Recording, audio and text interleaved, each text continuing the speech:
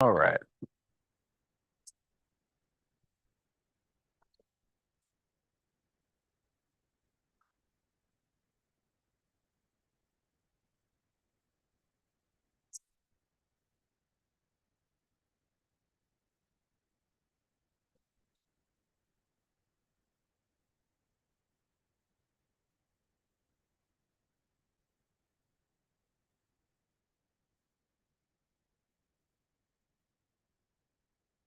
All right. Looks like we are should be live. Now, if anybody is watching this, just a heads up, please jump in. This is well, it's for Q&A, right? I'm here to answer questions, talk real estate, and see what we can do.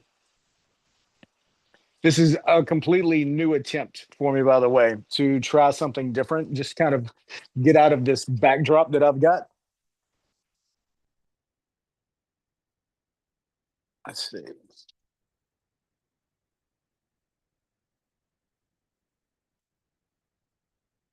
All right. I'll be up and going in just a second, everybody. Or one buddy. We'll see how many people are on once I get a second.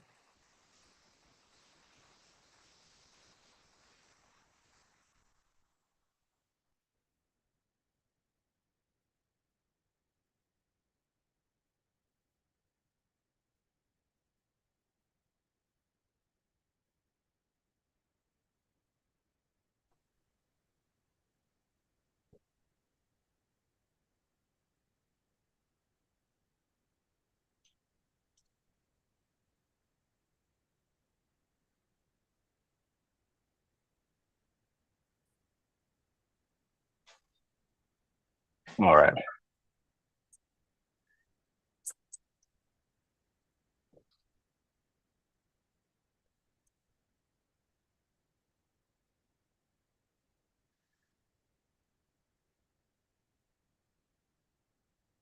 I'm just going to share this and we'll be all about real estate.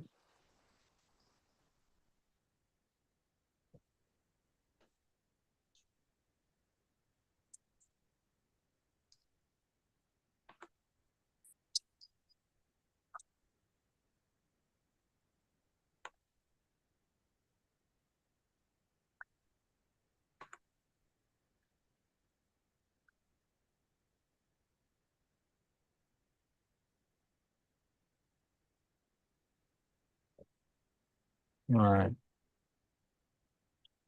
So I'm hoping that I still have this correct and that we're live. I know that we're live on YouTube. So for people on Zoom, hope that you are still with me.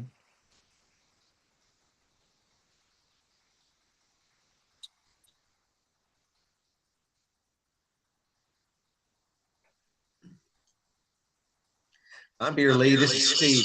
Can you hear me? Yeah, Steve, I can hear you. Wow. That feedback, I don't know if I think it could be my microphone. So let Okay. me just see what I've got going on there. Unless you're using external speakers. If so, then most likely it didn't quite go that well for you. All right.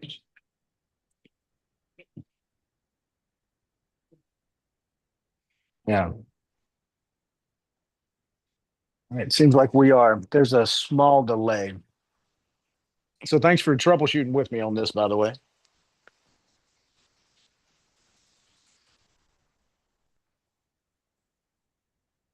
Steve, are you with me live? Like I just said this at what time? 8:08. Yes, I can hear. All right, Her perfect. words themselves. Yeah. All right. Trying to figure out the cause for that delay. If anything, I can just end the YouTube live stream and I'll just record it and put it back to play.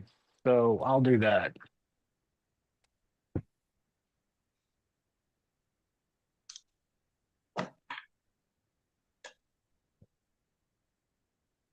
And so you gotta love working live. All right. That might have done it. Maybe. Hey. All right, cool. So what's going on, man? With me? Yeah. Oh, well, I'm just came on here to see if I could learn some new stuff. Just All getting right. started in this real estate investing business and trying to drink water out of a fire hose. So I'm trying to take in all I can get. Well, it's all right, man. I know whenever we got started, it was the same way, right? So a lot of it was just kind of, you know, focusing on taking what you need, what strategy are you really interested in, and then going from there to say, okay, I'm going to start with rentals. I'm going to start with flips. And a lot of people, they typically, the hierarchy typically goes wholesaling, then flips, then rentals, and then other aspects, right? Depending on what we would refer to as your capital stack, your available capital to start investing. A lot of it, like I tell anybody else, you start out with time or money, but those are the two commodities that you have to come to the table with. And if I'm not mistaken, I think you and I we exchanged messages briefly, possibly about. If I'm not mistaken, you were looking for an analyzer for maybe flips, and I'm not sure if you're looking to start with rentals or where that's at. So where are you looking to kick off at? Yeah, so I was interested in doing the flipping. I really didn't want to get into the landlord business, rentals Yeah, at this point. Maybe yeah, my view will change in the future, but to start out with, I was just wanting to do flipping and possibly wholesaling, like you said, wholesaling, then flipping, and then rentals. But yeah. I'm Well, up here welcome in to the game. Northwest. What? Oh yeah, thank you. I'm up here in Northwest Louisiana, Freeport area. Yeah. Okay. So I'm pretty familiar with that market. I lived in Shreveport, Bossier for about 25 years before we moved to Florida. And we own a number of rentals back that way. That's where we started investing. And matter of fact, I'll be flying back there middle of the month. And I'll be there catching up with some clients. I've got some coaching clients to see. I've got a few private investors that I work with. So I'll be making the rounds. And I think there's a couple meetups that I plan to catch if the timing works out. Great. I'd like to Yeah. attend, so keep me informed. Yeah. I know that we've got S. Bria, which is Shreveport Bossier Real Estate Investors. They're actually going to be, I believe, on the 21st. So I should be making that meeting. Okay. And if I'm not mistaken, RE365, RJ scheduled one for the 15th. So both of those, you should, if you can make it, I would encourage you to attend just because, especially getting started in that market, you'll be able to network with other people. And like I tell people, man, look, and you'll hear it if you haven't already, but your network is your net worth, right? So the more the more you get out there and the more you get to know people, the more opportunities that they're going to bring to you to find deals. And I'll tell you right now, the best thing about that is, after a little over a decade now of investing, people just call and they say, "Hey, I see that you bought this house over here. You interested in another one?" Why, yes, I am. We actually just put one rental property under contract in Bossier City, and that was well, today we got word of it. So it's Yeah, I saw that post earlier today. That's great. Congratulations. yeah, thank you. Apparently my wife has been working heavy on Yeah, my social media today. yeah, I she didn't I has. didn't know that I made that post. Yeah. But no, I'll tell you one common thing that people do, Steve, is they will flip, and then buy a rental, right? So they'll flip, take the profits, flip another one, take the profits, and then they'll put that money into a rental that Okay. they'll either have very low leverage in, which means very low risk, or they'll, use it just to own it outright. And of course, that puts you in a great position. So depending on your deal flow and the capital that you're looking to put to work, I would say, after you've done a couple flips and you've cut your teeth, maybe look at, that because while flipping and wholesaling, it's good money, right? It's nice, solid money and consistent depending on the deal flow that you create. It's not quite passive. You still have to actively be Yes. involved, but rental properties, uh, Yes.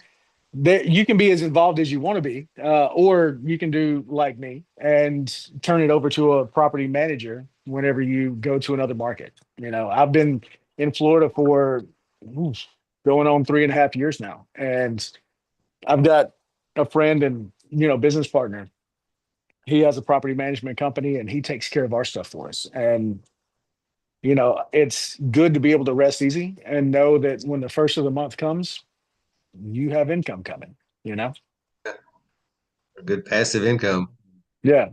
Now you're, so if you don't mind me asking, I mean, thanks for being, in, and anybody else in Zoom. I'm kind of limited on what I see right now. So please, if anybody else is in here, jump in. Let's, have a conversation. And if you're watching on stream, please drop the comment. I'm trying to load my YouTube here. So just drop it over in YouTube and I'll get to it as quickly as possible.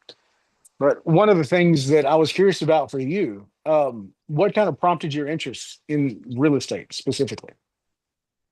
Well, I have been interested in it for quite a while. It's in my family. My grandfather was a broker. Both of my parents were licensed agents, and uh, I've just been in and around it all my life. I've been in the home improvement industry for the last 25 years. So, Home improvement. Okay. yes. So what was, in what regard was that? Well, I sold vinyl windows, vinyl siding, soffit fascia, Yeah. roofs, doors, gutters. I was also a landscape contractor, landscape designer for 22 years. So I work mostly on the outside of the home. I don't know a whole lot about the inside. I have done some flooring and different things on the interior, but mostly it's exterior. Okay. So let me know, do you still have the hookup? Do you still have the connections in there to kind of help mitigate your costs when you go to flip a house? I do, yes. Fantastic. All right. And that's one of the biggest things that I have to, you know, I believe a lot of people, they kind of overlook the value of their network. It's not about going out here and seeing who's the cheapest. It's obviously, yes, I need quality, I need a fair price, but it allows you to have a competitive edge that other people might not have. Yeah, So, for example, I've got a buddy of mine. He's a GC, full on GC. He's got his subs. He's got his costs nailed down. And when we go out, we can look at the same property. And if I'm flipping, I go off of standard Mayo, right? And I believe you read up about that. That's I maximum have. allowable offer, right? So Yes. your after repair value minus repairs or times 70% minus repairs, that's your offer. Well, we both do ARV. We both have similar comp styles. We both go at 70%. However, he's probably about 30% less on his rehab than I am. So he'll come in and it seems like he's just offering way more than it would sustain. It's just that his costs are way less. So Yes. you being able to manage that puts you in a really solid position. How many deals have you analyzed so far? How long have you been kind of looking into real estate to take that jump, that initial flip or wholesale deal? Well, after I talked to you, I think last week I started looking and I've gone around and looked at 4 or 5 different properties. Okay. All I right. haven't really done any analyzing yet, but I mean, I have done the MAO thing and figured out how Yeah. much I would need to offer, but I haven't actually made an offer. So, Fair. uh, Okay. So what do you, and if you don't want to talk about it, just say, hey, I don't want to talk about it while I continue to adjust this stand here. Um, but what would you say is preventing you from making an offer that makes sense to you, your numbers? uh, well, I know you and I talked to you about doing the loan, Hmm. and you told me to go ahead and find some properties first. Yeah. So, I mean, I've been trying to watch different things, and some people tell you, well, you got to get your funding first. You don't want to go out there and find something, then take 30 days to get funding. So, and then after talking to you, you said, well, do you have any properties that you're interested in yet? I said, well, no, not yet. I was trying to get my funding straightened out first. So, Yeah. I just didn't want, I'm trying to use leverage so that I didn't have to use my own cash. And Well, yeah. so, And so here's to give you a little bit of comfort in that. One thing to keep in mind is there's a saying, you find the deal, you'll find the money, right? mhm, mhm, And with that regard, I do asset-based lending. That means that I'm not pulling your credit. I'm not checking your employment history. I'm looking at bank statements, I'm looking at liquidity, I'm looking at reserves, and then I'm going to look at the deal. I'm going to ask myself, all right, did Steve buy a good deal? Because quite frankly, let's say that you go in and you screw up day one, and day 45, I'm coming up, you've missed a payment, you're done with the project. And now I've got to come in here and foreclose, rehab the project, finish it out and get it sold. That really kind of says, all right, how do we how do we make this a win? So I make sure that the deal would stand on its own without Steve. And Mhm. so long as the deal stands on its own, then we can generally give it that stamp of approval. Now Okay. you'll still have, a down payment and typical lenders. This is actually one of the things that I'm looking at doing whenever I come to Shreveport. I Mhm. might do that Saturday, like a workshop of how to approach an asset-based lender, how to get private money for your flips and what to look for on that. But ultimately, you're going to say, Lee, I've got this project. It's an ARV of 200,000. Now, whenever you say that the ARV is 200,000, one thing that you want to look at, Steve, is making sure that I can scrutinize that and say, I'm in agreement. You don't want to come to me with pie in the sky numbers and Right. say, you know what, I think that it would go for 200,000 because there's a house down the street and they're on the market for 200,000. And then I'm going to go back to you and say, well, Steve, that's fantastic. However, here's a few issues that we have with that.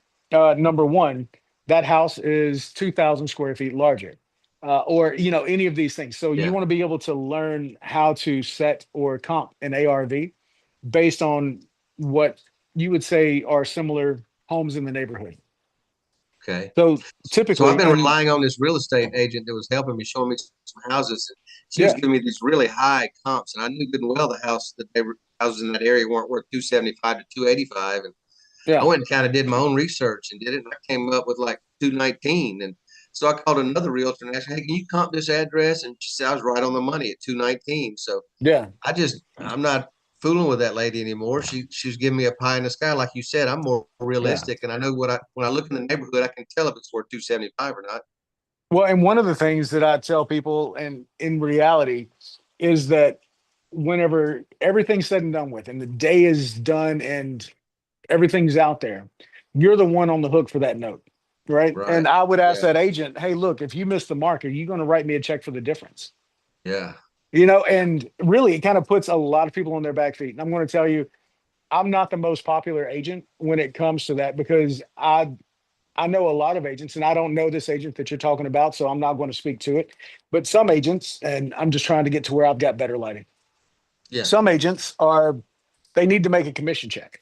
So some of them are not consultants. Some of them are just in sales. And whenever somebody is just in sales, well, they say what they need to say to get the job done. So I'm I'm with going you. to try to get some lights. Man, I'd say I kind of like this mobile setup, but I'm gonna have to rethink how I do some of this. So anyway, shit, we'll go inside. Okay. So one of the things that I tell a lot of people whenever you're looking at comping out a house, I don't go for number one. I don't go for asking, right? So if somebody might be asking a certain price, that's great, but that doesn't mean that they're actually getting it, right? So I Yes. only look at homes that have sold. Now, and I typically try to keep that within 90 days. So if you tell me that your house is sold, or at least houses in the neighborhood have sold, and that was in the last 90 days and actually close to, well, there we go, better. And that was actually close to what we're seeing in the market as far as in the same neighborhood, in the same subdivision, preferably. Hmm. You want to stay as hyper local as you can. Only expand if you need to, because obviously that's going to give you the most accurate comps. Especially if you can find five houses within a quarter of a mile of each other that have sold in the last 90 days. Well, it means a couple things. It means that that neighborhood's in demand because houses are going on the market and coming right back off. So that's a plus. Um, but I will say I ran some numbers for Bossier probably a week or two ago because I've got a couple listings over there. And I was explaining to my clients, I said, hey, Bossier is active. We've got a 2 month supply of inventory in this price range. And I don't know if you know that part about it yet, but your months of inventory indicate how long you're really going to spend on the market. So a balanced market is 6 months. Okay. Now, this is all NAR, the National Association of Realtor. That's their formula. Now, above 6 months, you're looking at more of a buyer's market because that means that there's a lot of homes out there waiting to be sold. So they're coming on the market, but they're not necessarily getting off. Well, same thing on the other side of the spectrum. So if we have 2 months of inventory, that leans more towards a seller's market, to where buyers are making less requests or less demands. Like they're not asking as much for closing costs. They might want to close faster. They might want to shorten their inspection period. Mhm. And I'm sure you remember back in 2020 to 2022, especially when the real estate market went crazy because interest rates were so low. If you had to buy a house back then, shit, may the force be with you. Because you're sitting here at that point, and I know when we bought our house down in Florida during that time, we gave up our inspection period. We signed an appraisal waiver of $75,000. So we were like, all right, any of these variances, right? If it appraises for up to $75,000 less than what we're offering to pay for it, we'll pay for it. So that's how competitive some of these markets are. Not necessarily Shreveport Bossier. However, even then they had a nice little shot in the arm for property values. So if I'm talking to you in circles, please just make a note. We'll kind of sidebar. We'll talk about it afterwards. And Okay. especially if we're at the if you come up to one of the meetings while I'm in town in a few weeks, then we'll have a good conversation. Yeah. Um, but man, understanding those small nuances are what will set you up for success, in all honesty. And being willing to just tell people no. Say no. I don't necessarily agree with those comps. I don't feel like that's the price to offer. So if you were at 219, let's just kind of go back and revisit that one, where she Okay. said it was going to be like 270 or 280. Right. You were at 219. So what are we looking at as far as did you have an estimate on repairs, or did you notice what repairs needed to be made? I did notice, let's see, on that particular house, I'd have to go back and look at my notes and see. I looked at so many of them the last few days, but Yeah. I think it was like 45, 50,000 for repairs. Okay. So I did that. I took the 219, not the 275. I did the times Yeah. 70%, 154. 0.70, and I deducted the 45 or 50 from it, and my Uh-huh. So maximum offer would 104. be, yeah, something like Yeah. that. Yeah. What were they listed for? I think it was 150. Yeah, I've seen less. I've seen houses go for less. A lot of it. One thing that you want to keep in mind is that if you can control terms or price, right, then generally you can make a deal. But you absolutely have to have control of one of those two variables. So that being said, let me give you an example. Let's say that you go and you present an offer, and it's $104,000 cash, or quick close, something to that effect. And they said, absolutely not. Then you say, okay, well, would you be open to terms? Oh, okay, you would? Great. So then you start to factor in, all right, I'll give you 5,000, 10,000 down, and I'll pay you $1,000 a month, principal only, for the next 5 months. And within the next 12 months, I'll have you completely paid off. So you're offering them terms as well. Now, that typically only works if they own it outright. However, you're working to control terms or price. And I'll tell you, man, I've made some really good deals being able to, just kind of offer a couple options. You don't have to offer 50 different ways to buy the house. And there's people Yeah. out there now that they teach, so many ways to do it. But I'll tell you, cash is still king in a lot of regards if people have equity, if they can say yes. That's one of the biggest challenges is that unfortunately, when a lot of markets took that surge in pricing and people bought with such low interest rates at such inflated values, Mhm. now as the market corrects 10, 15, sometimes 20%, they're upside down. And they create this kind of lock for themselves. So where while they want to move, they want to go on to the next stage of their life. Damn it, they've got a 3.5% interest rate. So what do you do? It's hard to let that go. And that's when sometimes being creative and really understanding their motivation for selling can help. We've been working more in that realm lately. Um, but I am still a fan of just cash offers. So Yeah. So yeah. did you live in the Shreveport area for a while? About 25 years. Yeah. I'm actually born and raised in Natchitoches, and then I moved up to Shreveport in my Okay. 20s. Yeah. So I've talked to a couple of people around here, and it seems like everybody I ask knows who you are. So I was just wondering. And Well, they no, said, we "Well, I don't want started. to work Yeah. with you. Then if you're working with him, he can show you the house." I said, "Well, no, no, he lives in Florida. I'm not. You're Yeah. not competing with him. He's just kind of coaching me and training me, getting me started, trying to get me going." So, oh, Yeah, I okay. think So that, yeah, I think a lot of people have that misconception. Even though I still have the presence like I'm there, I still have listings, clients still contacting me to sell houses. I still pick up buyers and I work with showing agents like that will help do the showings, for me. yeah, And in essence, kind of like the Wizard of Oz, right? So I'm the man behind the curtain, just yeah. pay no attention, and it's worked out very well. Matter of fact, one of my clients, one of my longer term investors, we actually just closed on one of their listings today. So they had came to me and it was a rental property and said, "Hey, look, we're tired of it. We've got flood insurance that we have to have over here. We just don't see where it makes sense. Can we list it?" Mhm. Listed, went to work, haven't set foot over there, over the time that it was listed. We just worked with it together. I have somebody that takes my signs out and puts the lockbox on there and it works. That's Um, great. yeah, so it's good to have people. But like I said, so I've been a licensed realtor since 2017. And over the course of that time, like I've done over 700 deals, and that's a pretty good volume for all intents and purposes. But over that time, I was really just ingrained in the investment community. So if there was a real estate meetup, I was generally, there hanging around, meeting people, learning. So over time, you'll do the same damn thing. It's not rocket science. You show up and provide value where you can, and people will be like, "Steve, oh yeah, yeah, he helped me over here with this." You know, Well, I hope I can have some value eventually, but right now I don't really have any value to add to the community. you got But more value than you know. If you still got hookups on like yeah, materials, things like that, where you could help the people that are still in the industry, if you could still help them with some volume and you could still help other investors with pricing, you would probably find more value, that you're bringing more value than you think. okay, yeah, that's a good way to look at it. Thank you. I Yeah. have something to say about that too. Oh, Amber, how you doing, girl? Oh, You, Amber.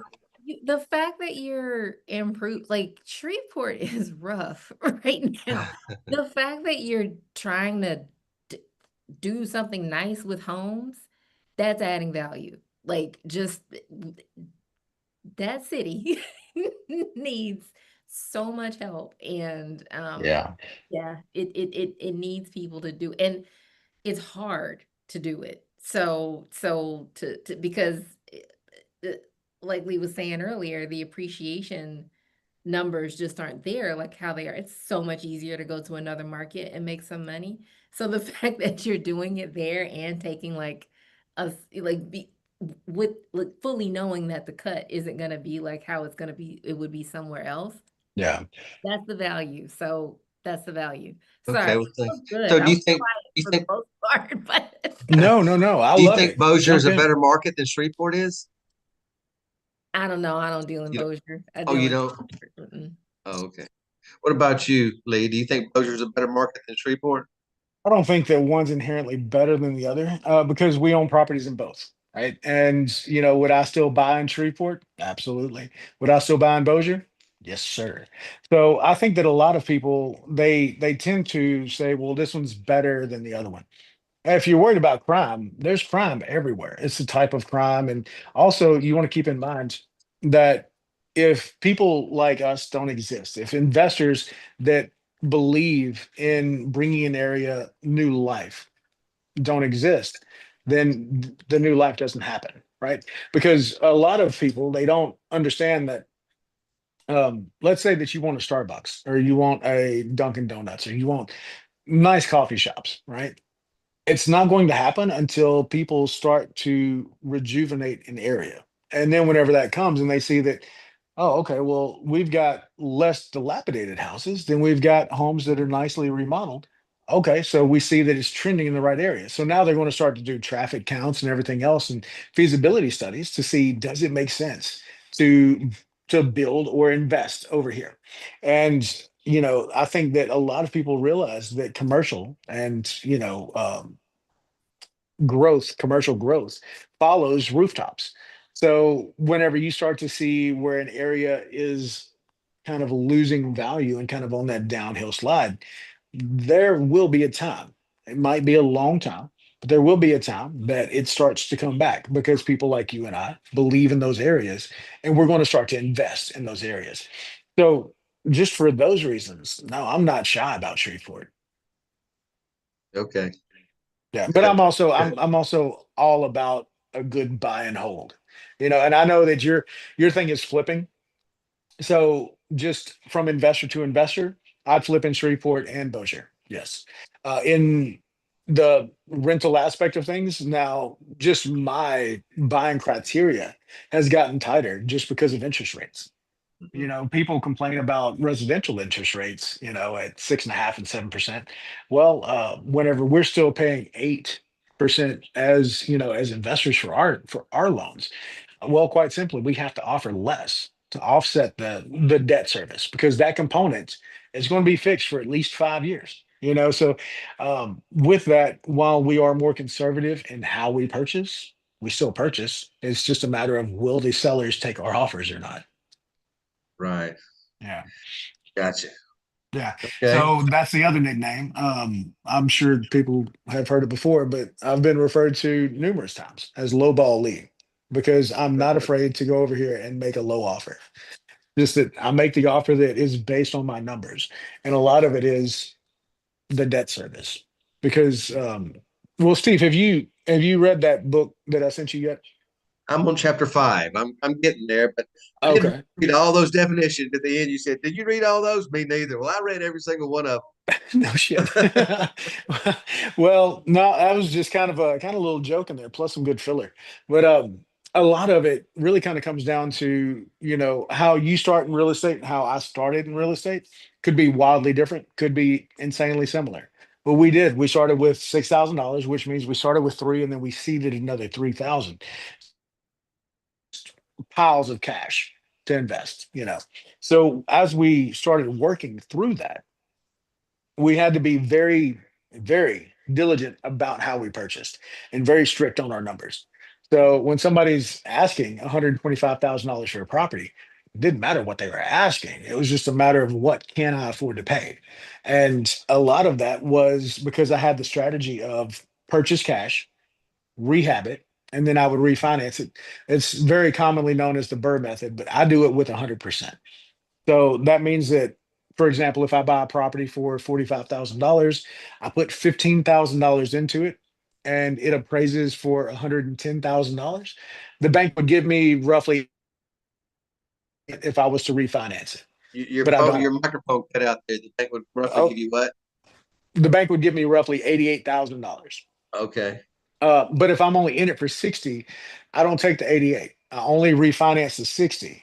But in essence, I'm refinancing 100% of my costs, right? Out of my pocket. Well, to be able to do that, because starting out, we didn't have the money to leave 20% in the deal over and over and over. I had to get creative. So if I negotiated well enough and I got the right deal and I did the value add as I was supposed to, Mhm. now I could go to the bank and I could say, hey, look, I'm only asking for $60,000. You would give me 88. Will you finance the 60? And thankfully, I had some really great lenders. They would say, yeah, yeah, that makes sense. We'll do that because their leverage point was so low against me. And I gave myself enough cushion to mess up, and still perform. Yeah. So as long as you do that, I mean, just also don't go out there and buy a bad deal for the sake of doing a deal. No. There's plenty of that. Be patient, you know. You'll find the right ones. Um, yeah, without continuing to ramble, Miss Amber, I know that you jumped in earlier, so I wanted to see if you'd mind sharing with me how's your project going? Oh, which one? The new construction. It was like feast or it was famine, and now it's feast, and I'm full. Like I can pause. All right. Well, Yeah, I'll grab a plate and I'll come over, it, if there's too much going around. yeah, No, no, how's that going? it's going great. So the renovation project, um, that we started, I don't know when we started. That was April timeframe. Um, that one is going beautifully. It's Good. like it's my favorite part. It's like, oh, this is why I like doing real estate, Yeah. forget the last 3 years of all the heartache and everything, but just they knocked out all the walls, put up the new framing for the new layout, and it's like you could see it right away. Like you didn't even have Yeah. to wait for sheetrock or drywall, or you didn't even have to wait. You could like see it, and it makes so much more sense. I just love it. Background on me, Steve. I am taking distressed properties in the hood, basically in the Cedar Grove area. So our deals are a little bit harder to do and navigate, but there's so many great homes over there. It's tough too because we do affordable housing but we're doing single family homes. So the margins are like non-existent there because it would be so much easier if we were doing like duplexes, quadplexes, 10 units, things like that. But for whatever reason, the good Lord decided that this was our path, so that's what we're doing. Um, Yes. anyway, so yeah, so that house is coming along well. Like they're scraping for painting this week. Cabinets are coming in, walls are Uh, going up. They did the electrical, like all the HVAC, electrical, and plumbing rough in is done. So that's moving right along. We got the permit for the other renovation project.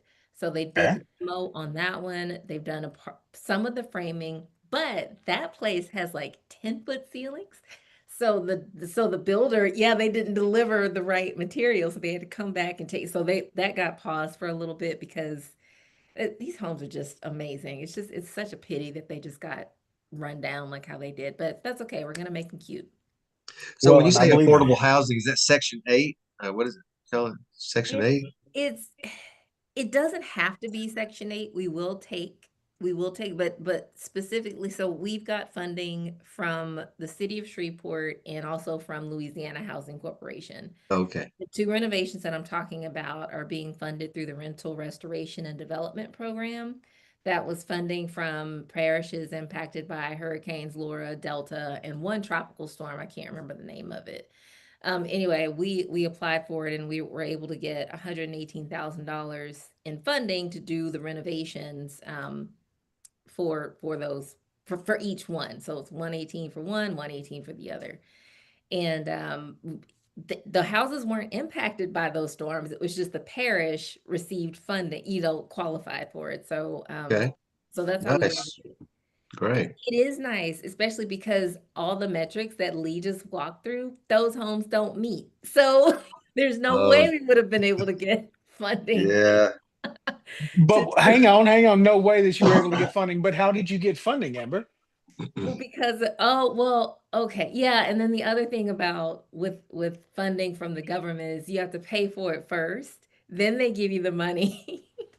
Oh, So I tried to find hard money lenders that would take that would give us the bridge, because it's like, well, we have this commitment. We just need to do the project and then we'll get that and then we'll give you the money. And then but you got your money, interest is included as part of the reimbursable costs and everything. But it doesn't meet the traditional metrics. It's like we're gonna put $120,000 in these homes and they're only gonna appraise for, 80. That's just how it is, unfortunately, in those neighborhoods. Um, and they wouldn't do it. So I just so happen to have a friend who's got a bunch of money. I live in Washington State, so it's a wealthy area up here. I love how you put it. They got a bunch of I money. look at us and I'm like, I don't know. Put short and sweet. They've got a bunch of money, and she really likes what we're doing. And well, not only that, it's kind of like what Lee was saying. She was ready to deploy, and she was trying to find things to get involved in, but nobody was taking her money. I had something ready to go right away. So she wanted to be able to cut a check and get some results right away. And it was just luck of the draw. So Lee is wow. absolutely right in the if you find the deal, you will find them. It's just the law of attraction, all that good stuff. Very Um, nice. so yeah, just get the deals done. Now, Okay. yeah, I was like, our situation is a little bit different because it's like 2 years in the making, but you'll get there. Just have Yeah. faith. Well, Those are to the two give Amber, locations. But then we've also got the new construction projects, and we got the permits for yes, 3 of the 5 last week. So we'll be breaking ground this week. The city is still acting weird. Um, but there's options for us, whether we need to appeal to them, whether we need to appeal to HUD, or maybe we need to take it legally. yeah, Um, but that's still moving forward. And thankfully, the investor who was working with us with the renovation was not happy that we were struggling with the new construction as well. So she was like, tell the bank, we don't need them right now. I'll help you finish this. So okay, What a blessing. blessings, yeah. just testimony. And it's a friend that you played tennis with, right? Yeah, yeah, Yeah. yeah. So just to give, Amber some flowers on this, her passion really is, revitalizing neighborhoods and bringing pride of ownership or even renting into a neighborhood. And, it bothered me more than I like to admit to tell her no on this, because at times I'm like, oh, I want to believe in this, and I do believe in it. My guidelines say no, you know. So one of the challenges that that she had was finding people that could get passion into a project rather than just rationale and say, you know what? No, I believe in this. I believe in the cause, and I believe in you most importantly. So that's what I want to do. And you went out there and you made it happen. And for that, Cedar Grove is going to be a little bit better for you, right? I think that that's amazing. And then also, Amber, she's involved with some other nonprofit around Shreveport. She flies in probably more frequently than I do. When was the last time you've been to Shreveport? Well, I was there in May because we had our Earth Day event. We do a like a community engagement event, and my grandmother is one of my partners, Yeah. and she's a big like gardener person. So on one of the lots that will have a house there next year when we do it, we give away like hundreds of plants to neighbors in the community. We had like 5 Yeah. commissioners come out. Representative Jackson came out. The Shreveport Sun did a little thing on it, which was really neat. So yeah, so I was there in May, and I'll be back there at the beginning of August to have a open house viewing party because that Mm. renovation that we're working on now will be completely like she'll be cute, she'll be done. Again, we want to invite the neighborhood in to see what we're doing and let them know what's possible with this. You were asking earlier, Steve, about like if we're doing Section 8, and it's like I want to move away from that. I want to because it's we just these the residents in these communities, like we've got to stop accepting $600 a month rentals is okay. It's if you're paying $600 a month in rent for a 4-bedroom house, there's a reason for it. It's not safe, it's not sanitary, it doesn't do anything for your well-being to accept that that's your lot in life. So we're offering homes that they could basically get $1,800 a month in rent in another neighborhood. We're saying they're $1,100 a month in rent. Now, you could fill your gap from what you've been paying now to these properties with assistance, with housing assistance. You absolutely could. You could also say, I want to be in that nice home and change your condition.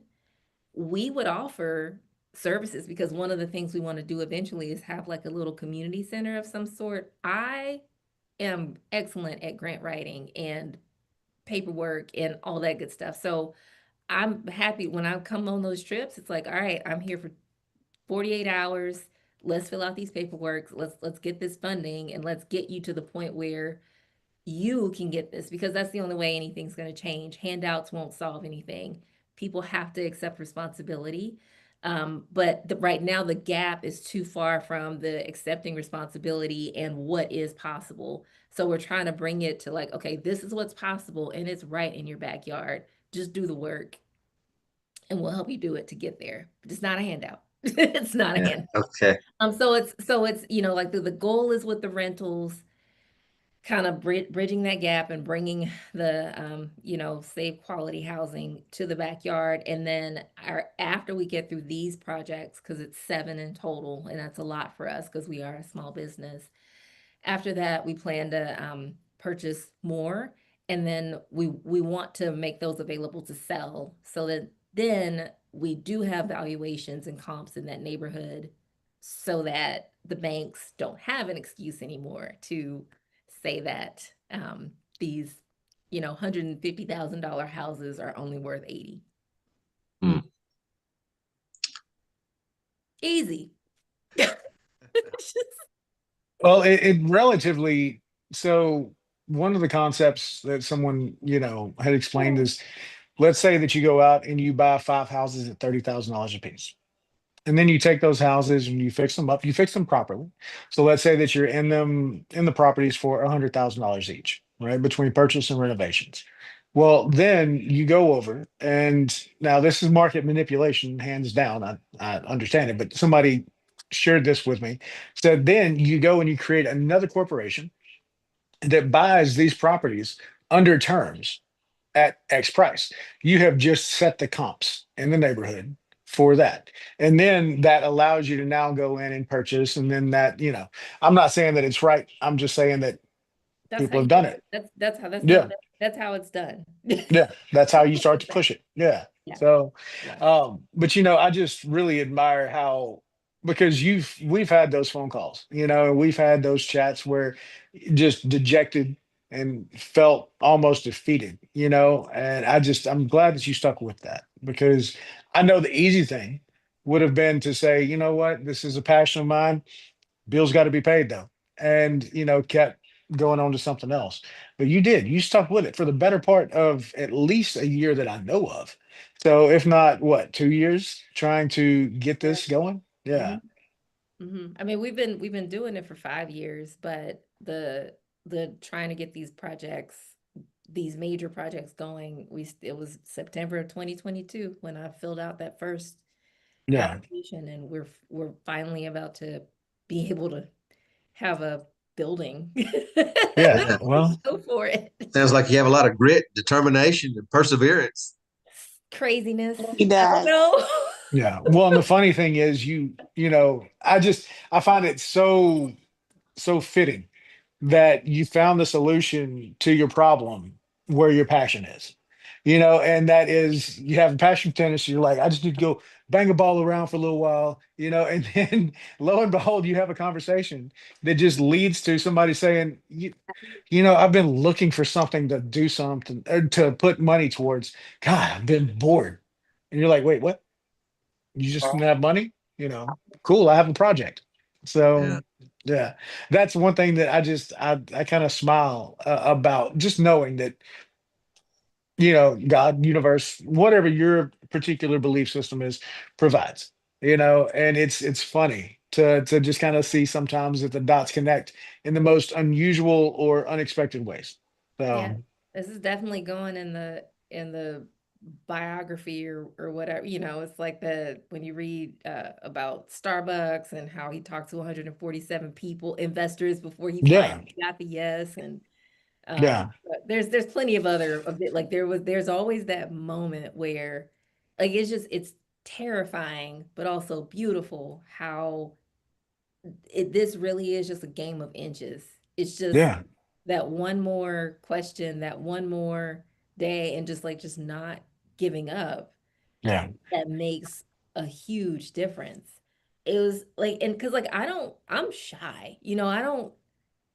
Give me a form to fill out with the numbers, and I'll ask you, will you do this deal with me? I don't go around randomly talking to people about how much I need money. but it And does reinforce that, I, that it yeah, doesn't hurt to do that time to time. but So we had gotten that appraisal back for the new construction, when we were trying to get a bank loan and the appraiser said this, even though you're going to spend $160,000 on this house, we're only appraising it at 107,000 because we're comping it from like homes within a half a block.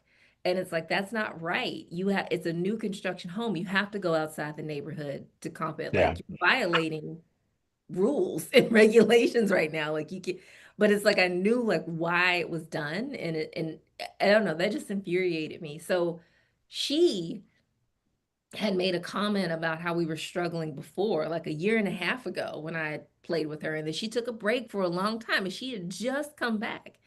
And it just so happened we were playing in this group of women with this group of women, and I walked up to her and I was like, "You were right. You would not believe what happened this week. You were absolutely right that that's what was happening to us." And then I told her everything, like we're warming up and everything. She's like, "No way, he did that." And I'm like, "Yeah." And it's like, "Do you want to move back?" Okay. And we're like doing like practicing, and everything, like having a Yeah. conversation. And at the end of it, she's like, "Oh, well, you just need $400,000 to get this done. I got that.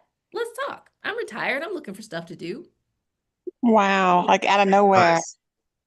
But it's like, had I not been mad, but like I wouldn't have brought it up. I would have just shown up, done the hit, and gone home and not known what to do. So anyway, Yeah. long story long. That's God. That's God.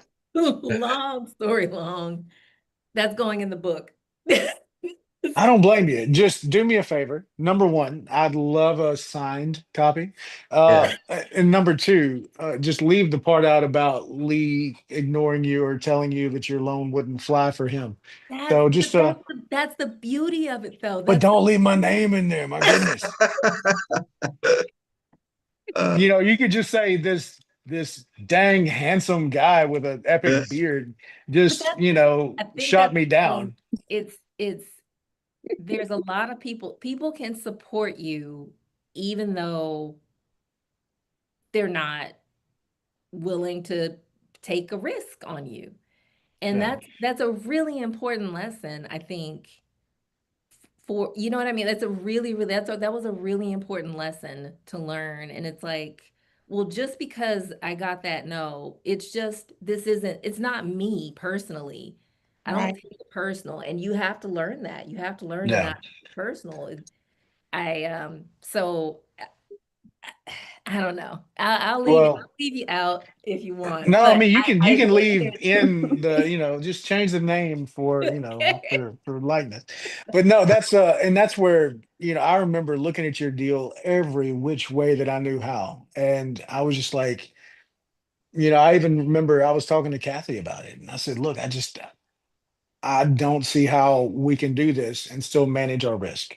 Mhm. And, you know, that's where ultimately I tell people no more than I sell yes.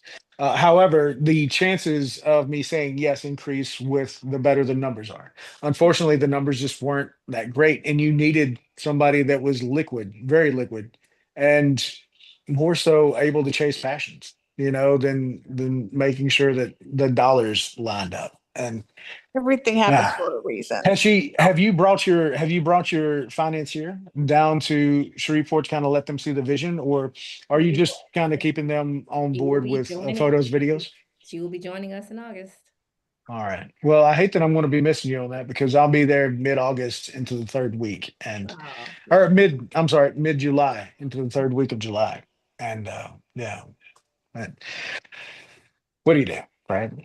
Hopefully I'll see you. Maybe we'll line up around Christmas time when, if you find your way down there visiting We'll with do our family or ribbon anything. cutting for all these projects that we'll have Oh done. my gosh, that's Really? so cool.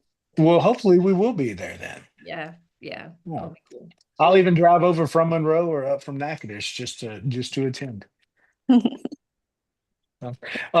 Well, if anybody has any questions, I haven't been watching comments or anything. So if anybody's asked questions, I apologize. Um, and yeah, I guess it's time to start winding it down. I'm going to get a couple things out. I've got a loan that I'm funding tomorrow. And I need to do one last run at the numbers. But yeah, so Steve, thanks for coming on tonight. Amber, it's always great to talk to you. And Kathy, thanks for being on. Anybody else that I didn't see on here because I'm on my phone, thank you. And if you're watching this on replay, I'd appreciate you just kind of letting me know what your favorite part was, even if it was the part where I said goodnight. So anyway, y'all take care. Have a All great right. week Thank you, and Lee. reach out if you need anything. All right. Thank you.